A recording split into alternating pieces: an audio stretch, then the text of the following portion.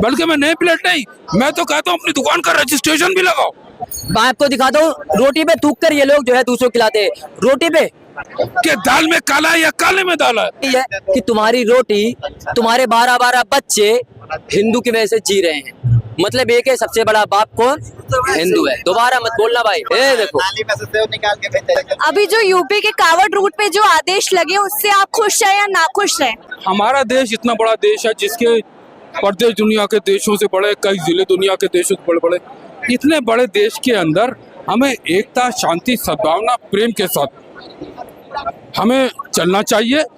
और कावड़िया की जहाँ तक यात्रा की बात है, मेरा नाम अलमदार अब्बास है। मैं हरिद्वार गया कावड़ियों की यात्रा में, मैंने उनके साथ लंगर खाया, जमीन पर बैठ के भोजन लिया, पूरी सब्जी हलवा खाया।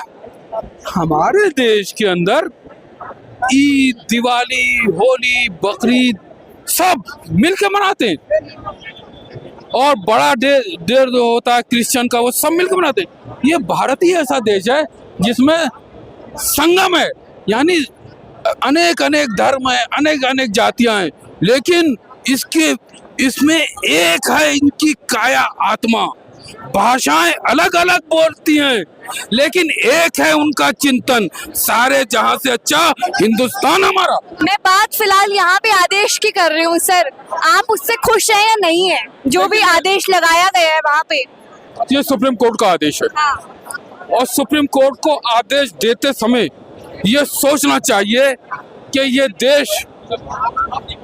ये देश हर एक का है और हर एक को बराबर का अधिकार है।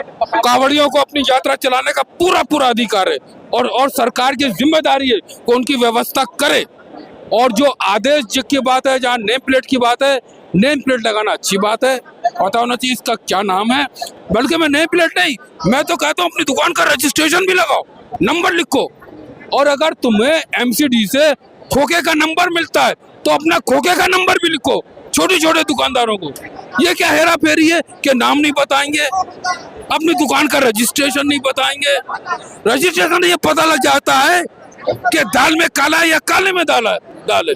नाम से ये पता लग जाता है कि ये जो बोल रहा है कहीं इसको शुगर की बीमारी तो नहीं है। तो आज जरूरत इस बात की है कि हम लोगों को एकता, शांति, सद्भावना, प्रेम के साथ हर क्षेत्र और हर वर्ग का विकास करना चाहिए। और जो लोग इसका विरोध कर रहे हैं, आप उनको क्या बोलना चाहोगे? देखिए, कावड़ियों को हिंदू कहना, वो हिंदू कहते हैं, मैं उनका स्वागत करता हूँ, लेकिन हिंदू होता कौन है? हिंदू का मतलब होता है एच से ह्यूमैनिटी, हिंदू का मतलब होता है आई से इंटरनेशनल, हिंदू का मतलब होता है एन से नेशनलिस्ट, हिंदू का मतलब होता है डी से डेवलपमेंट, हिंदू का मतलब होता है यू से यूनिवर्सल। वसुदेव कुटुंबकम, एक धरती, एक परिवार, एक भविष्य।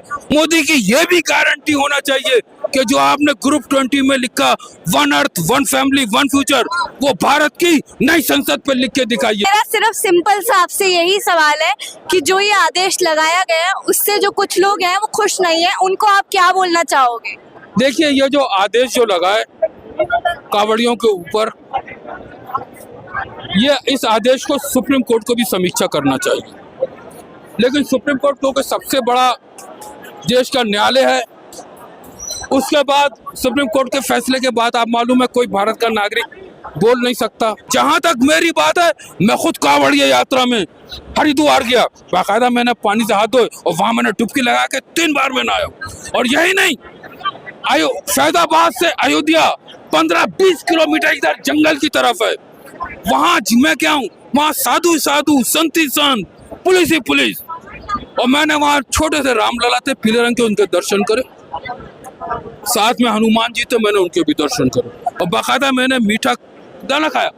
आज अयोध्या में हिंदू मुस्लिम की जो एकता है पूरी दुनिया में कहीं नहीं है।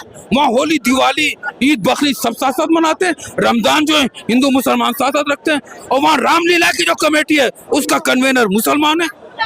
तो ये राजनीति लोग जो है ये बांटने का काम करते हैं। इनको देश की जनता से कोई सरोकार नहीं है।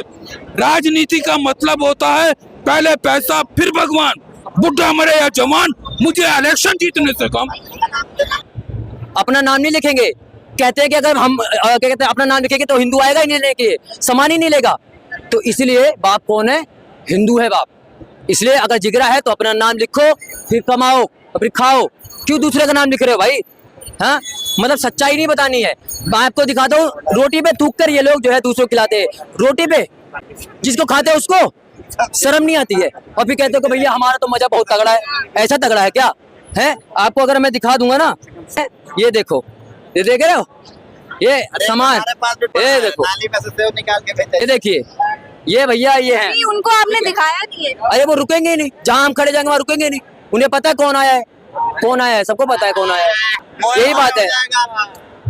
यूपी में एक मुस्लिम भाई से पूछा गया कि भैया एक बात बताओ, आप अपना नाम क्यों नहीं लिख रहे हो, क्यों नहीं लिख रहे हो? आपका नाम अगर अब्दुल है तो अब्दुल लिखो, अब्दुल स्टॉल, जो भी है आप खाना पीना बेचते हो।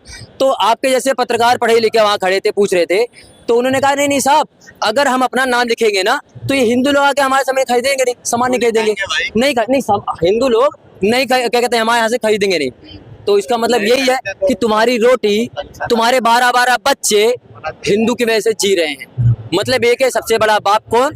हिंदू है। दोबारा मत बोलना भाई।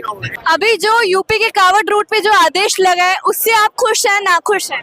नहीं, मैं तो बहुत खुश हूँ। कम से कम ये जो दोहरी राजनीति चल रही थी, इससे छुटकारा मिल गया। कुछ लोगों का ये कहना था कि भैया हिंदू के नाम से क्यों दुकान चला रहे हो, अब उनको परेशानी है। कुछ लोग मुसलमान के नाम से दुकान चला रहे थे, उनको परेशानी है। तो मुझे तो ये देखो, पूरी दुनिया में यही नियम है कि अगर आपका दुकान है तो आपके ओनर का नाम और फोन नंबर डिस्प्ले होना ही चाहिए। ये कहीं भी चले जाइए, ये मैंडेटरी होता है। सबसे ज्यादा, इससे ज्यादा जो नाराज है वो ज्यादातर मुसलमान लोग ही हैं।